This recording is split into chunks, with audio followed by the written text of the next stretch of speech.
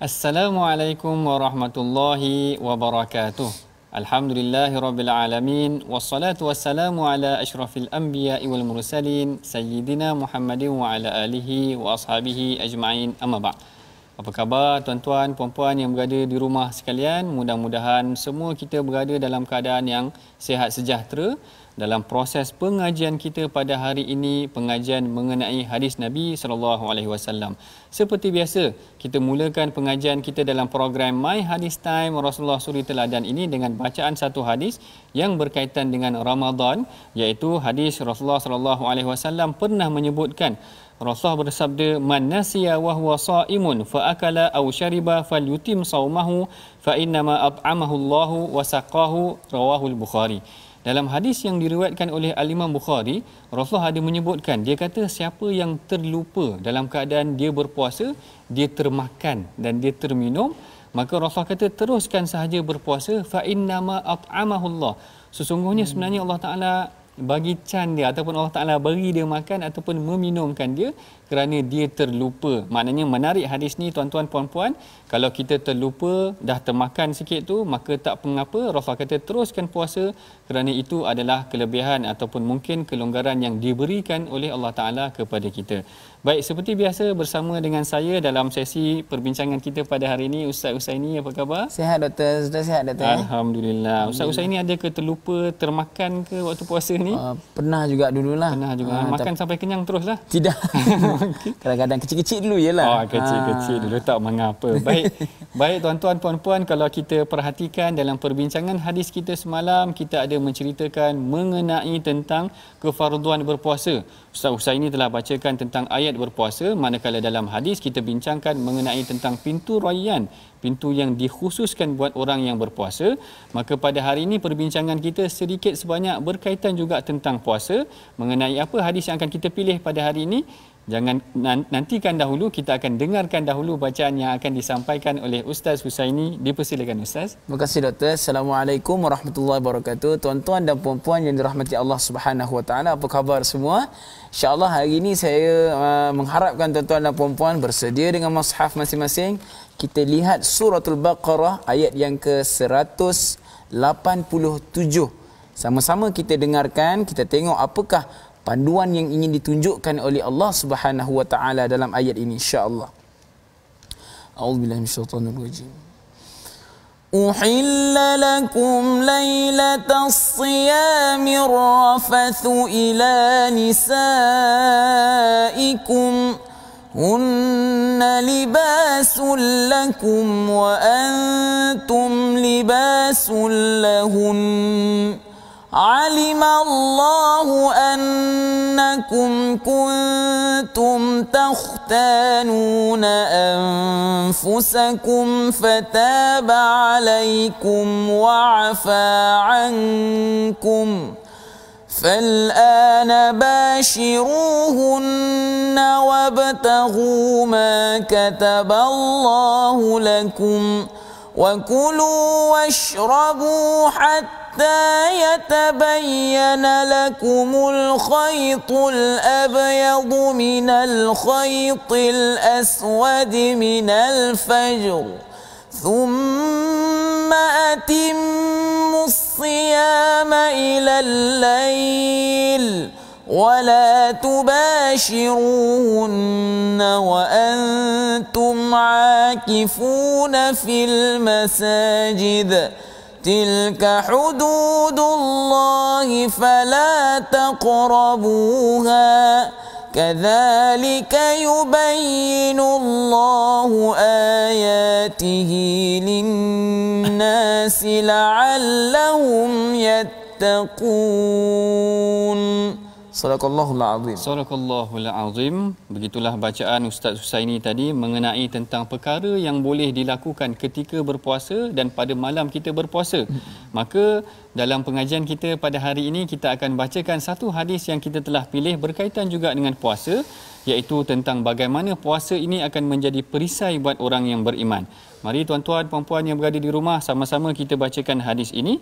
Hadis ini diriwayatkan oleh Sayyidina Abu Hurairah yang menyebutkan an Abi Hurairah radhiyallahu taala anhu anna Rasulullah sallallahu alaihi wasallam qala as-siyamu junnatun fala yarfuth wala yajhal wa in imru'un qatalahu aw syatamahu falyaqul inni sha'im marrataini walladhi nafsi biyadihi la khalufu fami as-sa'imi atyabu 'inda Allah min rihil miski yatruku ta'amahu wa syarabahu wa syahwatahu min ajli as-siyami min ajli as-siyamu li wa ana ajzi bih wal hasanatu bi 'ashri amsalihha.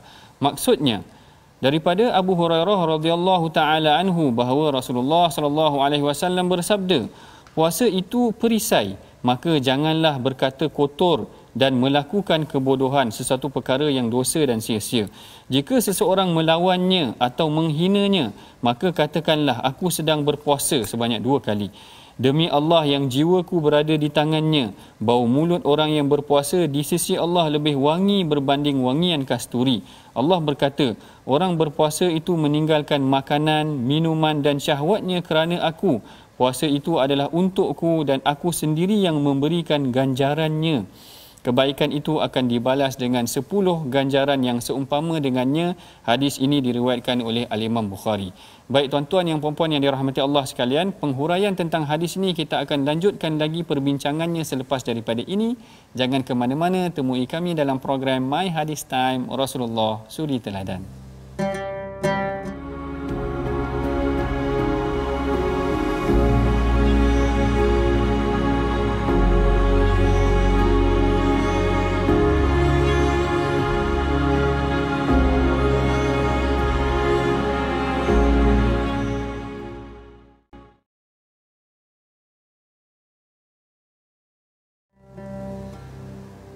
Alhamdulillah, bertemu kita lagi dalam rancangan My Hadis Time Rasulullah Suri Teladan.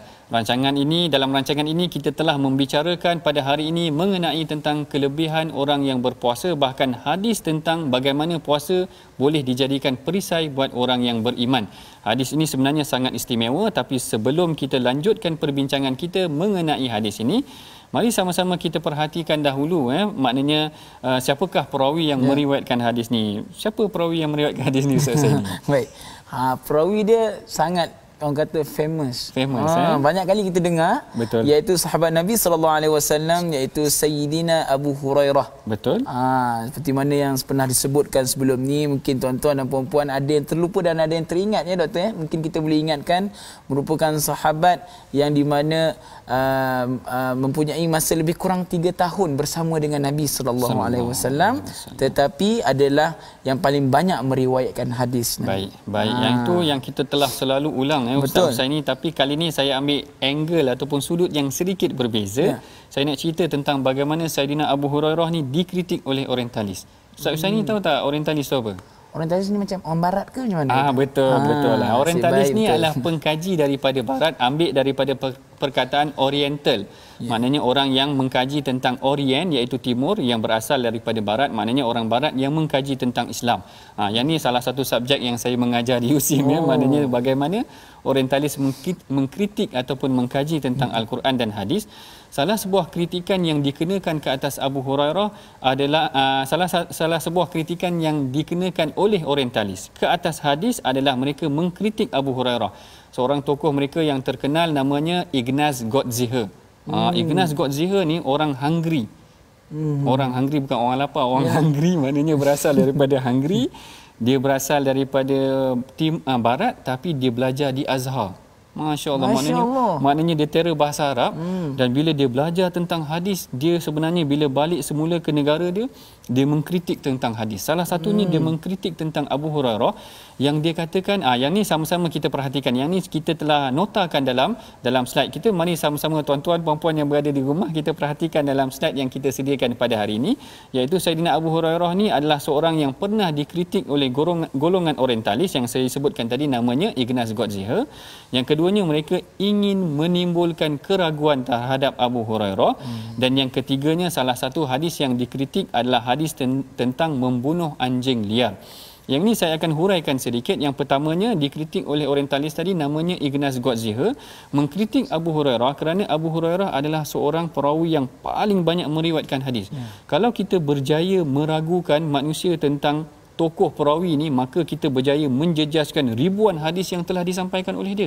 Maknanya kalau kita kata Abu Hurairah ni seorang yang tidak boleh dipercayai, maka kita telah berjaya menyebabkan ribuan hadis tu tergugat dah, kerana perawi ni adalah perawi yang tidak boleh dipercayai.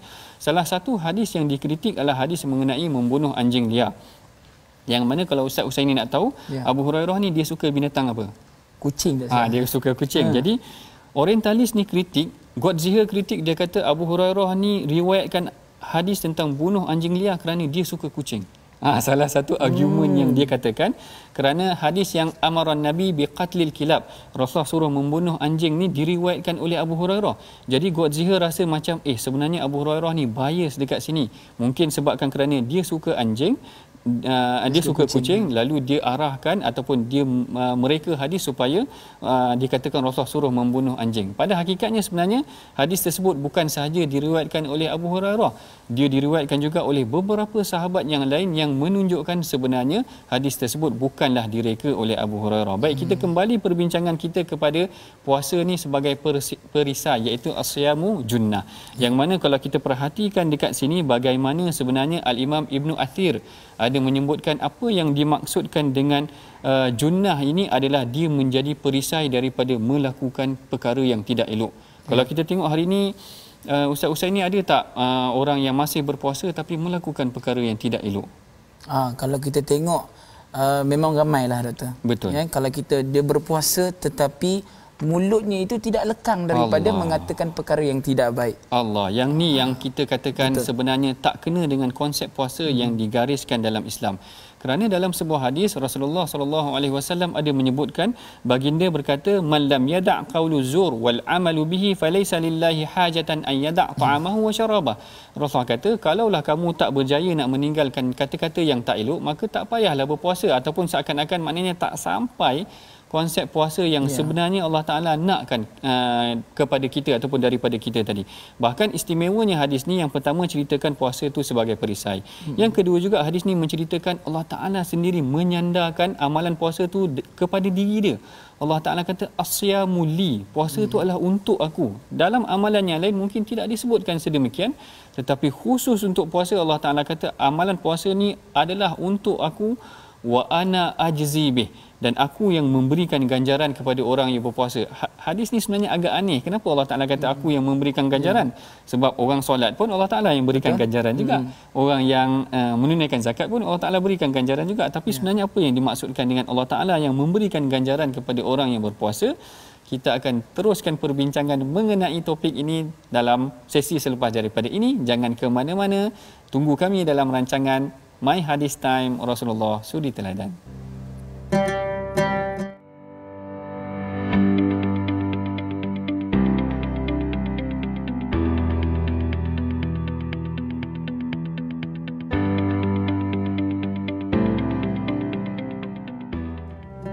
Alhamdulillah, bertemu kita lagi dalam pengajian kita mengenai hadis tentang kelebihan orang yang berpuasa. Pertama, Rasulullah tegaskan, gambarkan kepada kita bahawa puasa ni sepatutnya menjadi perisai kepada kita. Bila kita dah lemah, bila kita dah maknanya berpuasa fokus kepada Allah Ta'ala, sepatutnya kita menjauhkan diri kita daripada perkara yang sia-sia dan amalan yang tidak elok. Yang keduanya juga Rasulullah gambarkan kepada kita bahawa mulut orang yang berpuasa ataupun bauan la khalufun, bau orang yang berpuasa itu adalah lebih wangi di sisi Allah Ta'ala. Yang ni yang disebutkan oleh Al-Imam Ibn Hibban sebenarnya dalam menghuraikan hadis ni. Al-Imam Ibn Hibban kata ada dua kelebihan orang Islam ataupun syiar jati diri orang Islam nanti di hari akhirat kelak.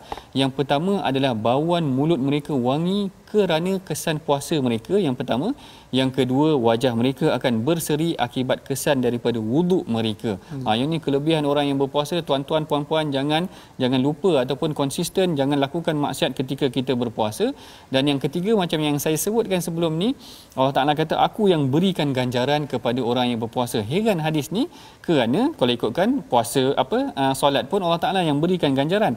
Tapi khas untuk berpuasa ni Allah Ta'ala berikan ganjaran khas kerana kerana menurut Al-Imam Ibn Hajar, dia kata hadis ni seolah-olah Allah Ta'ala berbangga ataupun seronok dengan puasa sehingga Allah Ta'ala boleh memberikan ganjaran sesuka hatinya. Maknanya itu adalah khas untuk aku boleh bagi kepada mereka apa yang aku nak, kerana puasa ni adalah memang orang tak nampak, dia tak boleh, susah sikit nak riak. Kalau solat kita nampak orang tu solat. Betul. Tapi puasa ni tak nampak orang tu puasa sunat ke tak. Orang solat kita boleh nampak, orang bagi zakat kita boleh nampak, orang pergi haji kita boleh nampak, orang puasa kita tak tahu. Melainkan kalau dia cakap lah. Melainkan kalau dia bagi tahu. Jadi yang tu menunjukkan bagaimana puasa ni khas untuk Allah Ta'ala. Itu yang istimewanya hadis ni, yang mana kita huraikan sedikit mengenai secara umumnya mengenai maksud hadis yang kita bacakan tadi. Baik, seperti biasa dalam satu sesi khas setiap minggu kita akan ada satu sesi perkongsian mengenai hadis yang viral tetapi tidak sahih. Mari sama-sama tuan-tuan puan-puan kita perhatikan dalam slide kita pada hari ini mengenai tentang hadis yang viral tetapi tidak sahih. Hadis yang menyebutkan ataupun menyatakan tentang tidur orang yang berpuasa. Iaitu hadisnya menyatakan naumus saimi ibadatun wa samtuhu tasbih. Tidur orang yang berpuasa itu adalah ibadah dan diamnya adalah tasbih. Hadis ni dinilai sebagai lemah oleh beberapa ulama hadis seperti Al-Imam Baihaqi, Al-Imam Iraqi dan Al-Imam Munawi. Baik, menarik sebenarnya hadis ni tuan-tuan. Sebab hadis ni biasa kita dengar dah. Ustaz-ustaz ni orang kata tak apa, puasa ni tidur pun tak apa kerana tidur adalah ibadah. Jadi sebenarnya dari aspek penghuraiannya, sebahagian ulama merasakan ataupun menilai hadis ni sebagai hadis yang dhaif. Dan hadis yang dhaif ni adalah perkara yang kalau boleh kita boleh cari yang lebih sahih adalah lebih baik. Kerana apa? Kerana bukanlah kita kata tidak boleh beramal dengan hadis yang dhaif. Kerana Al-Imam Ibn Hajar ada menyebutkan boleh beramal dengan hadis yang dhaif tetapi dengan 3 syarat. Syarat yang pertama, tidaklah terlalu syiddatul dha'fi, maknanya tidaklah terlalu dhaif. Yang kedua, mestilah tahta aslun tu'amalu bihi, iaitu berada di bawah amalan yang ada asasnya. Dan yang ketiganya, kita tidak boleh bi'adami i'tiqad, kita tidak boleh berintiqad untuk menyandarkan kepada Rasulullah. Mengenai hadis ni Ustaz Usaini, kalau kita perhatikan, maknanya kalau hadis dhaif tu kita nak amalkan, kalau boleh amalan tu biarlah kepada fadail supaya kita nak dia mengamalkan sesuatu hadis tu. Tapi hadis ni tentang tidur. Betul. Jadi takkan kalau kita nak kata kita nak galakkan orang tidur waktu puasa ke, macam tak kena. Jadi kalau boleh, maknanya kita fokuskan kepada hadis yang sahih. Sebagai contoh, hadis yang Rasulullah kata man qama ramadhana imanan wahtisaban ataupun man shama ramadan imanan wahtisaban. Alangkah baiknya kalau kita fokus kepada hadis yang sahih sebegitu, maknanya kita galakkan manusia berpuasa bersungguh dengan penuh keyakinan kepada Allah Taala. Maknanya kita tambahkan dengan amalan-amalan yang ada dalam bulan Ramadan, seperti kita memperbanyakkan bacaan Al-Quran. Betul Ustaz ini. Baik, kita telah pun hampir sampai kepada penghujung rancangan. Agak ringkas sikit perbincangan kita pada hari ini. Mari sama-sama kita perhatikan resolusi kita. Yang pertamanya adalah menjelaskan kepada ahli keluarga kita. Kita hendaklah menjelaskan kepada ahli keluarga kita tentang kelebihan khusus daripada Allah Ta'ala untuk orang yang berpuasa. Yang kedua, kita hendaklah menjauhkan diri kita daripada melakukan perkara yang tidak elok ketika berpuasa. Dan yang ketiga, kita hendaklah memahami hadis dengan betul agar tidak keliru dengan keraguan yang ditimbulkan oleh musuh Islam seperti orientalis itu tadi. Baik, kita telah pun hampir sampai ke penghujung rancangan. Seperti biasa, saya menyuruh kepada tuan-tuan untuk berinfak, bersedekah, menyumbang kepada tabung gerakan Al-Quran, tabung yang akan dibangunkan untuk menaja ataupun memperkasakan program-program pengajian Quran dan hadis. Seperti biasa, bagi memberkati pengajian kita sepanjang hari dan sepanjang minggu sehingga sepanjang tahun ini, marilah sama-sama kita membacakan doa, mudah-mudahan program majlis kita diberkati oleh Allah. Saya persilakan Ustaz Usaini. Terima kasih. Baik, insya-Allah tuan-tuan dan puan-puan yang dirahmati Allah Subhanahu wa taala, ayuh kita angkat tangan bermunajat kepada Allah Subhanahu wa taala, memohon supaya Allah cekalkan hati kita, kurniakan dengan sikap yang istiqamah untuk kita melaksanakan ibadah kepada Allah Subhanahu wa taala, insya-Allah. Insya-Allah. بسم الله الرحمن الرحيم الحمد لله رب العالمين والصلاة والسلام على أشرف الأنبياء والمرسلين وعلى آله وصحبه أجمعين. Ya Allah, ya Tuhan kami menadah tangan kepadamu ya Allah. Jadikanlah kami hamba-Mu yang beriman menurut segala perintah-Mu ya Allah, menjauhkan segala larangan-Mu ya Allah. Ya Allah, ya Tuhan kami memohon kepadamu ya Allah, jadikanlah kami hamba-Mu ya Allah yang memperbanyakkan segala amal ibadah ya Allah, yang memperbanyakkan bacaan Al-Quran ya Allah, yang memperbanyakkan perkara-perkara yang saleh, perkara-perkara yang baik ya Allah. Engkau jauhkanlah ya Allah dari perkara-perkara yang keji, yang boleh memudaratkan kami dan ahli keluarga kami ya Allah. Ya Allah, ya Tuhan kami memohon kepadamu ya Allah, terimalah segala amalan kami ini ya Allah, untuk kami bentangkan di hari akhirat nanti ya Allah, untuk kami masuk ke dalam syurga-Mu ya Allah. Engkau Maha Berkuasa ya Allah, Maha Pengasih lagi Maha Penyayang. ربنا آتنا في الدنيا حسنة وفي الآخرة حسنة وقنا عذاب النار وصلى الله على سيدنا محمد وعلى آله وصحبه وسلم والحمد لله رب العالمين.